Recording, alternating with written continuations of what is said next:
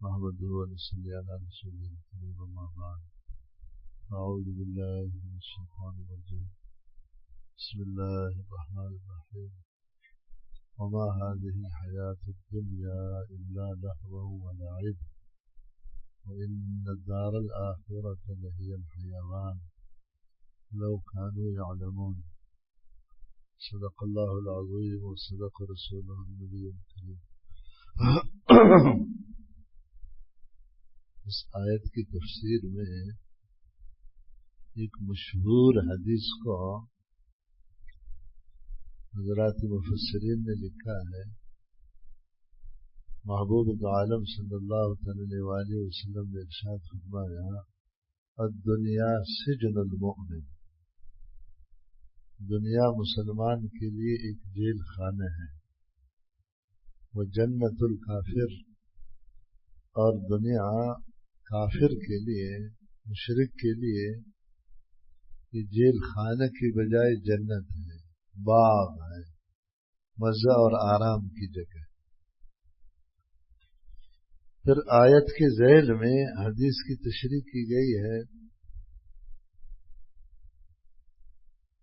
کیا مطلب ہے کہ دنیا مسلمان کے لیے جیل خانہ ہے؟ حدیث سے کیا مراد ہے تاکہ قرآن کی آیت واضح ہو جائے. فرمایا دنیا کے جیل خانہ ہونے کا مسلمان کے لیے اور جنت ہونے کا کافر کے لیے ایک مطلب یہ ہے کہ آدمی جیل کے اندر بھلے کتنے آرام سے ہو، اس کا دل نہیں لگے گا جیل. آپ نے دیکھا ہوگا بڑے سیاسی لوگ جو نظر بند کیے جاتے ہیں، ان کو وہ تمام مراعات جیل میں دیے جاتے ہیں جو ان کو گھروں میں بھی حاصل نہیں.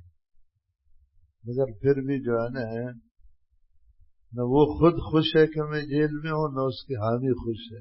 ہر دن ہڑتال ہوتے ہیں، مظاہرے ہوتے ہیں، وہ بھی شکایتیں کرتا ہے کہ مجھے جلدی نکالو. جیل خانہ کی ایک نشانی یہ ہے کہ جو جیل میں رہنے والا آدمی ہے بھلے جس حال میں بھی ہو وہ تنگ دل ہوتا ہے، مگر اس کا دل ہے. اسی طرح جو حقیقی مسلمان ہوتا ہے، جس کا ایمان کامل ہے، اس کو اللہ تعالیٰ کی باتوں پر 100% یقین ہے. محبوب عالم صلی اللہ علیہ وآلہ وسلم کی باتوں پر اس کا ایمان ہے. اس کو جتنی راحت میں رکھو اس کا دل دنیا کے ساتھ نہیں لگتا. حضرات صحابہ کرام رضی اللہ تعالیٰ عنہ کے واقعات تو سب مسلمانوں کے سامنے ہیں. نہ انہوں نے مال کا خیال کیا، نہ عزت کا خیال کیا، نہ وطن کا خیال کیا، جان تک کو قربان کیا. اور پھر بڑی خوشی سے کہنے لگے فزت ورب الکعبہ، اس جیل خانے سے نکل گیا، بہت دل خوش ہو گیا. ان کے تو واقعات قرآن کریم میں بھی موجود ہے، احادیث میں بھی موجود ہے. کوئی ایک صحابی آپ ایسے نہیں دکھا سکتے ہو جس کا کوئی قول یا عمل یہ بتائے کہ یہ دنیا میں خوش تھا کہ ادھر میں رہوں. حضرت عبد الرحمن بن عوف رضی اللہ تعالیٰ عنہ جو صحابہ میں سب سے بڑے امیر کبیر ہیں، عشرہ مبشرہ میں ہیں. ابھی 3-4 دن پہلے بخاری شریف میں ہم نے پڑھا تھا کہ ان کو جو ہے نا افطاری کر رہے تھے. افطاری کے وقت میں تذکرہ چھیڑا محبوب عالم صلی اللہ علیہ وآلہ وسلم کا کہ آپ کتنے تنگی سے، کتنی تکلیف سے، کتنی مشقت سے، کتنے زہد سے زندگی بسر فرماتے تھے. یہ تذکرہ صحابہ میں شروع ہوا. افطاری کے انتظار میں بیٹھے تھے. 20 کانا انہوں نے لائے. حضرت عبدالرحمن بن عوف رضی اللہ عنہ بہت بڑے سخی آدمی تھے، مالدار تھے. تو انہوں نے رونا شروع کیا. اتنے روئے، افطاری بھی نہیں کر سکے. تو افطاری اپنی جگہ پر رہ گئی، وہ وہاں سے اٹھ کر چلے. ان کے حالات میں یہ لکھا ہے کہ ایک قافلہ ان کا تجارت کا شام سے آیا، 1100 غالباً اس میں اونٹ ہیں، اور اس میں کروڑوں کا سامان۔ وہ جب مدینہ میں پہنچا ہے، یہ محبوب عالم صلی اللہ علیہ وآلہ وسلم کے وصال کے بعد کا واقعہ ہے۔ حضرت اما عائشہ صدیقہ رضی اللہ عنہا کو جب اس کی اطلاع ہوئی، انہوں نے ایک بچہ بھیجا کہ عبد الرحمن سے کہو اتنے سامان جمع کرتے اس کا حساب کیسے دیں گے؟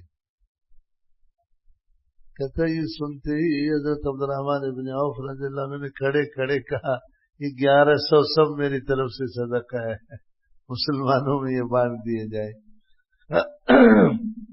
حالانکہ ان کا مال ہے، سب کو پتہ ہے، سب مسلمان اس بات کو جانتے ہیں، وہ اسلام اور مسلمانوں کے نفع کے لیے تھا۔ 6-7 صحابہ ہیں جو بڑے مالدار تھے، صحابہ کرام رضی اللہ عنہ۔ ہر وقت ہر شخص ان کا تیار تھا کہ میں اللہ کی رضا کے لیے جان دے دوں، مال دے دوں، وقت دے دوں۔ کافر جو ہوتا ہے وہ دل تنگ نہیں ہوتا، کافر دنیا میں ایسے رہتا ہے جیسے باغ میں کوئی آدمی رہے۔ بھائی باغیچہ میں جو آدمی تفریح کے لیے جاتا ہے، ادھر سرسبزی کے ساتھ ٹھنڈی ہوائیں چل رہی ہوتی ہیں، اگر جیسے آج کل کے پکنک پوائنٹس ہے وہاں کھانے پینے کا بھی سارا سامان ہوتا ہے، کہاں دل چاہے گا کہ اس کو چھوڑ کر جاؤں۔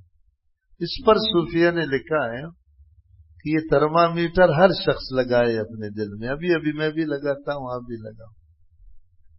کیا واقعی ہمارا یہی حال ہے کہ دل دنیا سے بالکل نہیں لگ رہا ہے، بس اسی انتظار میں کہ جان چھوٹ جائے، نکل جائے۔ اگر یہ کیفیت نہیں ہے تو یہ حدیث بتا رہی ہے کہ تمہارا ایمان کمزور ہے۔ الدنیا سجن المؤمن، یعنی مسلمان کی حالت ہی ہونی چاہیے جیسے جیل میں رات کو سویا صبح اٹھا، آئے کب یہ جیل چھوٹ جائے گا، کب۔ کئی لوگوں کو نہیں دیکھا یہ سوراخ کرتے ہیں جیل کو کئی کلومیٹر، سمجھ میں آئی نہیں آئی؟ یہ کیفیت ہونی چاہیے، پھر سمجھ لو کہ تھوڑا تھوڑا اللہ کی محبت دل میں آ رہی ہے۔ حدیث میں ہے کہ جو اللہ جل شانہ کی ملاقات کو پسند کرتا ہے، من احب لقاء اللہ، وہ چاہتا ہے کہ جلدی مر جاؤں اللہ سے ملوں، احب اللہ لقاءہ، اللہ تعالیٰ بھی اس کی ملاقات کے انتظار میں اس کو پسند کرے گا۔ ومن اکرہ لقاء اللہ، جو برا سمجھتا ہے اللہ کی لقاء کو کہ 50 پائپ لائنیں لگاؤ زور سے بچاؤ، جیسے اسپتالوں میں آج کل بچایا جاتا ہے، ٹھیک ہے نا، وہ بیچارہ کی سانس نہیں جا رہی ہوتی ہے، زور سے سانس کا آکسیجن لگا کر اس کو کچھ گھنٹے رکھو، زور لگایا جاتا ہے۔ اگر واقعی دل سے بھی وہ اللہ کی ملاقات کو اچھا نہیں سمجھتا تو کرے اللہ لقاءہ، اللہ تعالیٰ بھی اس کی ملاقات کو اچھا نہیں سمجھتا۔ سمجھ میں نہیں آئی؟ حضرت قاری طیب صاحب رحمۃ اللہ علیہ فرماتے تھے کہ ایک دفعہ حضرت حکیم الامہ قدس سرہ کے مجلس میں ہم بیٹھے ہوئے تھے، بڑے اکابر علماء بیٹھے ہوئے، کہتا ہے حضرت نے ادھر ادھر دیکھا کہ کوئی بیگانہ آدمی تو نہیں ہے، باہر کا کوئی تو نہیں ہے، سارے اپنے گھر کے لوگ۔ فرمایا ایک آہ بھری جیسی، جس کو کہتے ہیں نا ٹھنڈی سانس بھرنا، ہائے انتظار میں گل گئے۔ تو سامنے والے کسی نے عرض کیا حضرت کس کا انتظار؟ کہ دوست کا انتظار۔ دوست اسرائیل علیہ السلام کو کہتے ہیں اللہ والے۔ ہم تو اس کو بددعا سمجھتے ہیں نا، کسی کو اگر یہ کہا جائے کہ یا اللہ اسرائیل کو بھیجو اس کو لے جائے، پھر دیکھو کیا کہے گا، تم کو لے جائے، تمہارے باپ کو لے جائے، ہم تو ابھی تک رہنا چاہتا ہے ادھر، ہے یا نہیں؟ فرمایا کہا کہ بہت انتظار میں ہوں کہ صبح آئے شام کو آئے، مگر دیر کر رہے ہیں، مسافر خانے میں رہ کر کے سڑ گئے۔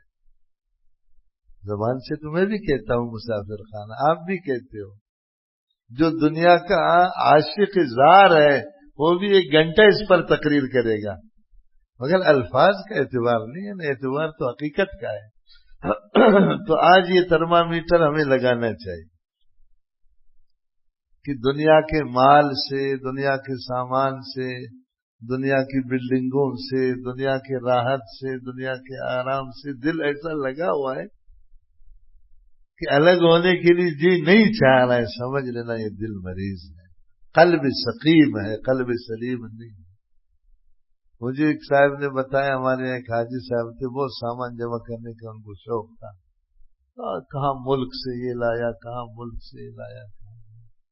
اس نے ایک عجیب گھر بنایا ہوا تھا۔ وہ صاحب بتا رہے تھے جو ان کے موت کے وقت حاضر تھا، کہہ رہے تھے ایسے دیکھتے تھے یہ لندن سے لایا تھا، پھر ایسا دیکھتے تھے کہ یہ تو امریکہ سے منگوایا ہے، پھر ایسا دیکھ رہے تھے، اسی میں جان نکل گئی۔ ظاہر ہے کہ چیزوں کے ساتھ جب آدمی کا دل اٹک جائے گا پھر تو چیز اس کو نکلنے نہیں دیں گے۔ شیخ عطار رحمہ اللہ کا واقعہ آپ لوگوں نے سنا ہوگا بزرگوں سے۔ یہ عطار حکمت کرتے تھے، پنسار کی دکان تھی ان کی۔ عطار دوا فروش کو کہتے ہیں۔ اس کو بند کرو یار، پنکھے کی ضرورت تو نہیں۔ شیخ عطار کے پاس ایک ملنگ آیا، وہ ملنگ کیا اللہ کا فرشتہ تھا۔ اس نے کہا اس میں کیا ہے؟ کہا اس میں خمیرے کا زبان ہے۔ کہا اس مرتبان میں کیا ہے؟ کہا اس میں گلقند ہے۔ کہا اس میں کیا ہے؟ کہا اس میں ہڑ کا مربع ہے، اس میں گاجر کا مربع ہے، اس میں معجون فلا صفر ہے۔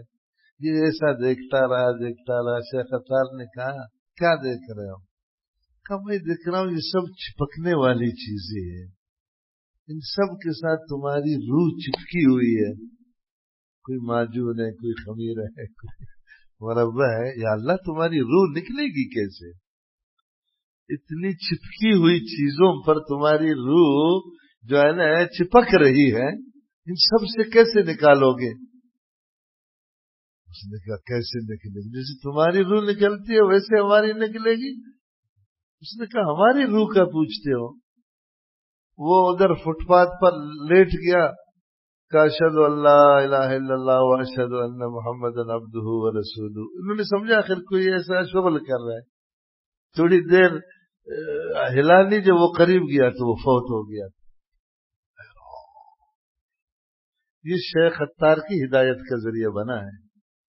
سمجھ میں نہیں آئی بات کہ یا اللہ کیا دنیا ہے، اس نے ارادہ کیا مرنے کا اور بغیر کسی تکلیف کے کسی شے کے ایسی روح پرواز کر گئی۔ شیخ عطار نے پھر یہ دکانیں مکانیں چھوڑ دی اور جنگلوں میں نکلی۔ بہت بڑے بزرگوں میں علامہ رومی ان سے جو ہے نا اشعار نقل کرتے اور ترغیب دیتے ہیں کہ شیخ عطار کی طرح بنو۔ سمجھ میں نہیں آئی؟ ان کے حالات میں یہ بھی لکھا ہے کہ جب تاتاریوں نے حملہ کیا، شیخ عطار رحمہ اللہ کے پاس لوگ آئے کہ تاتاری تو پھر کسی انسان کیا حیوان کو بھی نہیں چھوڑتے تھے، کوئی بھی چیز ان کی تلوار سے نہیں جو ہے نا الگ ہو سکتی تھی۔ کہا حضرت یہ ہمارے علاقے کے قریب آ گیا، ہمیں تو تحس نحس کریں گے، اب دعا کرو۔ کہا ٹھیک ہے دعا کر۔ دعا کہ یا اللہ ہم کو بچاؤ، مہربانی کرو۔ وہ تاتاری اسی جگہ گم ہو گئی، وہ کہیں اور چلے گئے۔ بیچ میں کئی سال گزرے، پھر وہ نہیں چھوڑتے تھے، کوئی انسان نہیں، خاص طور مسلمان۔ ایک دن میں جو ہے نا کہ 6 لاکھ آدمی بغداد میں مارا تھا انہوں نے۔ پھر دوبارہ ان کا کوئی قافلہ یہاں سے گزرا، پھر شیخ عطار کے پاس لوگ آئے کہ حضرت پچھلے کئی سال پہلے یہ لوگ آئے تھے، آپ نے دعا کی۔ کہتے شیخ عطار نے سر جھکایا، کہا اس دفعہ نہیں بچیں گے، اس دفعہ جو ہے نا میں اوپر عالم ارواح میں دیکھ رہا ہوں کہ ہم سب کے انتظار میں اسرائیل علیہ السلام وہاں بیٹھے ہوئے ہیں، تو بھاگو گے یا ٹھہرو گے، دعا کرو گے نہیں بچو گے۔ چنانچہ ایسا ہی ہوا، تاتاری آئے ان سے لڑے اور یہ جتنے تھے سارے شہید ہو گئے۔ اس میں سمجھ میں نہیں آئی؟ یہ بہت بڑا ترمامیٹر ہے کہ میرا دل دنیا سے لگ رہا نہیں۔ ہمارے حضرت رحمہ اللہ کے پاس میں امام تھا، نماز پڑھاتا تھا، تو جس دن میں یہ سورت پڑھتا تھا نا، یوم یفر المرء من اخیہ وامہ وابیہ وصاحبتہ وبنیہ، وہ دن یاد رکھو، ماں باپ بچے اولاد ایک دوسرے سے بھاگیں گے۔ پھر حضرت بعد میں فرماتے تھے امام صاحب نے تو کہا قیامت کے دن بھاگیں گے، میں اپنے دل میں کہہ رہا تھا یا اللہ میں تو ابھی بھاگ چکا ہوں، میں تو ابھی بھاگ چکا ہوں، امام صاحب تو فرما رہے قیامت کے دن بھاگیں گے۔ یعنی قلبی تعلق جو ہے نا صرف اللہ کے ساتھ، مسلمان کی یہ شان ہے۔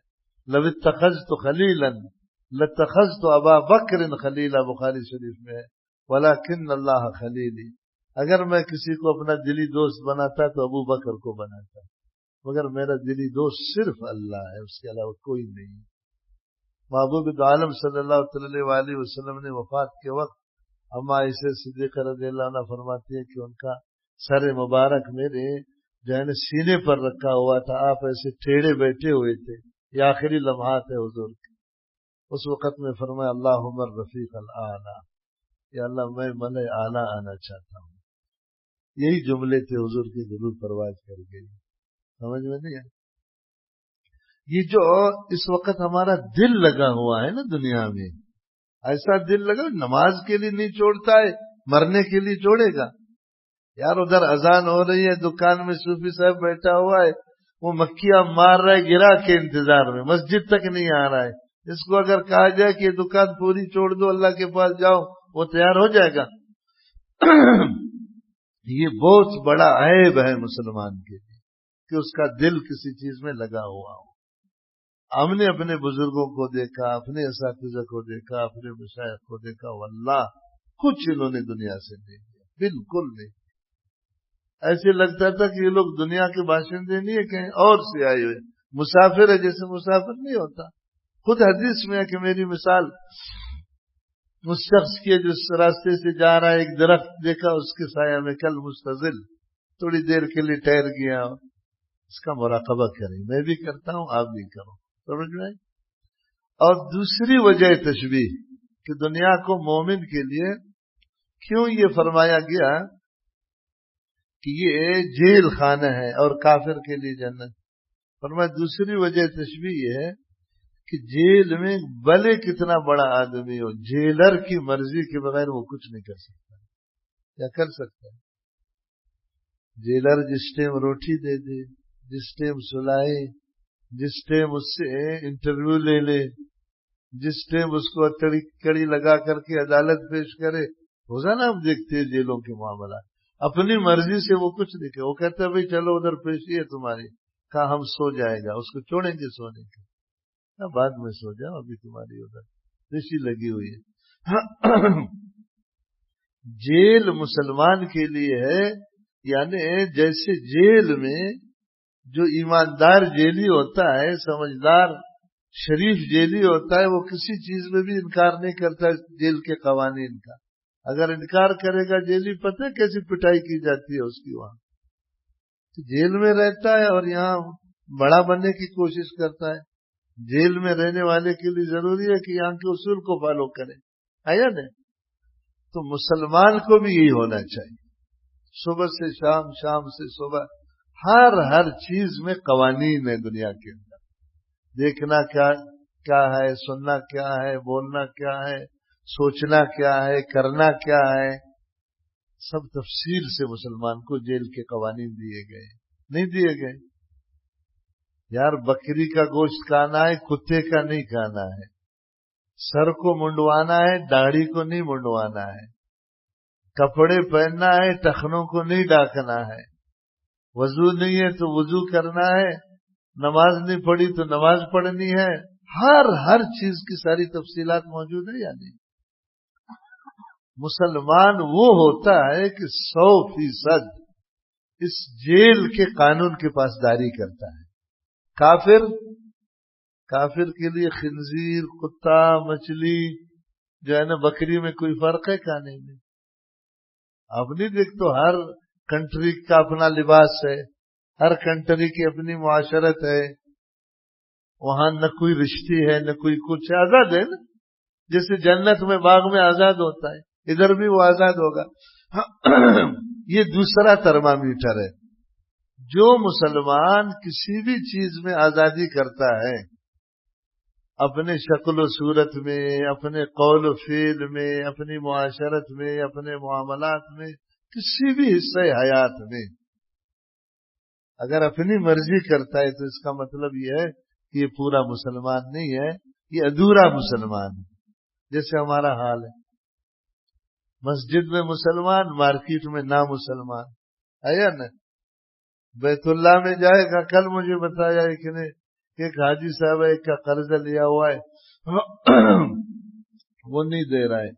اس نے کہا، میں نے اس کو کہا کہ یار ہمارا قرض دے دو، بہت زیادہ رقم ہے کہ یار خدا کے لیے ہم بہت پریشان ہیں. کہا یار وہ جو پیسے تم سے لیا تھا ہم گھر والے سب عمرہ کے لیے جا رہے ہیں. کہتا میں نے اس کو کہا کہ تمہارا عمرہ نہیں ہوگا یار، میں اتنا مجبور ہوں، تم نے قرض لیا، وعدہ کیا، وہ دن گزر گئے، ابھی تم نہیں دے رہے عمرہ کر. کہتا اس نے مجھے اتنی گالیاں سنائی کہ عمرہ میرا کیوں نہیں ہوگا. اب دیکھو اس نے آزادی اسی کا تو نام ہے نا. عمرہ کرنا ایک مستحب کام ہے، ٹھیک ہے نا. قرض ادا کرنا ایک فرضی کام ہے. مثل الغنی ظلم حدیث میں جس کے پاس قرض کی رقم ہے اور نہیں دے رہا ہے وہ ظالم ہے. ظالم کا عمرہ کیسے قبول ہوگا؟ تو مجھے کہہ رہے تھے استاد اتنا گالی دیا اس نے، میں نے کہا معاف کرو قرض مت دے دو، گالی کیوں دے رہے ہو؟ اس طرح کے روزانہ ہمارے معاشرہ میں مثالیں ہے یا نہیں؟ تو سمجھو آدھا مسلمان آدھا نا مسلمان. حضور نے جو ہمیں ترمامیٹر دیا ہے، اگر 100% اس جیل کے قوانین کو فالو کر رہے ہیں تو سمجھ لو ہم مسلمان ہیں. اگر قوانین کو فالو نہیں کر رہے، دائیں بائیں آگے پیچھے کافروں کو دیکھ کر چل رہے ہیں. آپ نہیں دیکھتے ہو پکے نمازی داڑھی نہیں رکھتے، اتنے دیندار ہیں کہ ایک مجلس میں غیبت نہیں کرتے، مگر وہاں جو ہے نا حرام کاروبار کر رہے اس کو نہیں چھوڑتے. ادھر آپ دیکھیں گے، آپ کہیں گے یار کتنا بڑا بزرگ ہے، میں اس کا مرید ہو جاؤں. اس کی بیوی سے جا کر پوچھو، ایسی لعنتیں بھیجے گی اس پر کیسا ظالم ہے. سمجھ میں نہیں آئی بات؟ یہ کافر کا کام ہے، اس کی کوئی اصول نہیں. سمجھ میں آئی نہیں آئی؟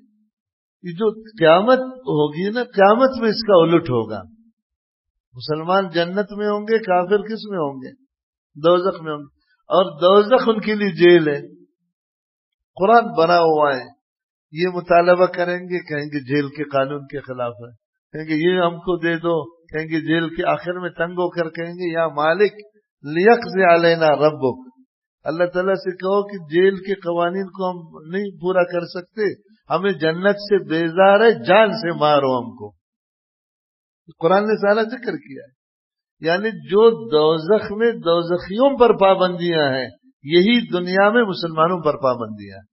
جو یہ چاہتا ہے کہ قیامت میں دوزخ میں نہ جاؤں، جنت میں جاؤں، تو اس کو وہ تمام پابندیاں اختیار کرنی ہوں گی جو ہر ادارہ کی ہے، ورنہ اس کا الٹ ہوگا. سمجھ میں آ گئی نہیں آئی؟ پہلی بات یہ میں بھی چیک کروں گا، آپ بھی دیکھو، آج سے چیک کرنا ہے کہ دنیا سے دل لگ رہا ہے نہیں لگ رہا ہے. اگر نہیں لگ رہا ہے نا، سمجھ لو کچھ ملیریا کم ہو گیا ہے، کینسر کے جراثیم جو ہے نا جل گئے ہیں. اگر نہیں کیا سوائے راس خوند کے، ہاں پھر سمجھ لینا قصہ خراب. اسی طرح شریعت کے جو احکامات ہیں اس کو اگر بائی پاس کر رہے ہیں، کراس کر رہے ہیں، اپنی مرضی کر رہے ہیں، تو سمجھ لو ایمان صحیح ہے. ایمان کو بنانا بہت ضروری ہے. سمجھ میں آ گئی بات نہیں؟ ہاں. نمبر 3، جو آدمی جیل میں ہوتا ہے وہ تمام وہ اسباب جتنے اس کے اختیار میں ہیں اس کی بناتا ہے کہ کسی طرح جیل سے باہر نکلنا آسان ہو. یار وکیل کرتے ہیں جیل والے لوگ، اپنے گھر والوں کو کہتے ہیں ان کو پیسے دے دو. آج کل تو رشوت بھی بہت چلتی ہے، جیلر کو پیسے دے دو، فلان کو پیسے دے دو، فلان کو. کوئی ایک ایسی چیز ہے جس میں کوشش نہ کرتے ہو؟ ہاں جتنی طاقت ہے خود وہ بھی کوشش کرتے ہیں، اس کے رشتے دار بھی کوشش کرتے۔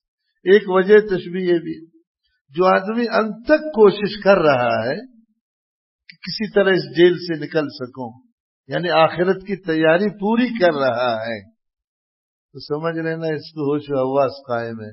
اگر نہیں جیل میں خراٹے لے رہا ہے، کہا یار یہ دستخط کرو، یہ معافی نامہ لکھو، یہ تحریر بناؤ، یہ فلاں کرو، تم نکل جاؤ گے۔ کہا نہیں، جب ٹائم آ گیا ہم نکل جائیں، ہم نہیں نکلنا چاہتا۔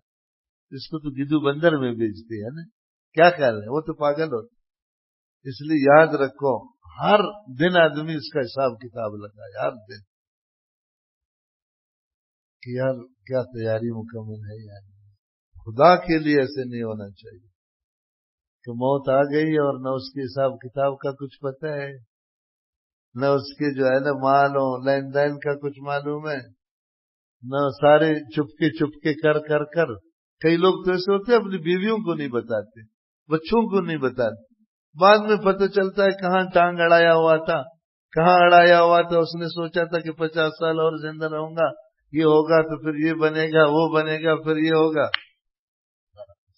جیسے دوسروں پر اچانک موت آتی ہے، میرے اوپر آپ کے اوپر بھی اچانک آئے گی، سمجھ میں نہیں آئی؟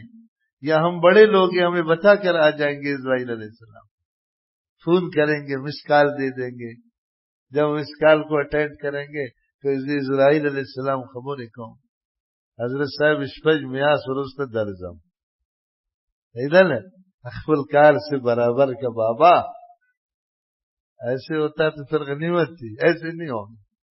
آپ یقین کرو، آپ سروے کرو، اپنے بستی میں کرو، دور مت جاؤ۔ میں بڑے دعویٰ سے یہ بات کر رہا ہوں، جتنے لوگ دنیا سے جا رہے ہیں نا، 100 میں 90 ایسے ہیں جن کا کوئی حساب کتاب صاف نہیں۔ کیا غلط کہہ رہا ہوں؟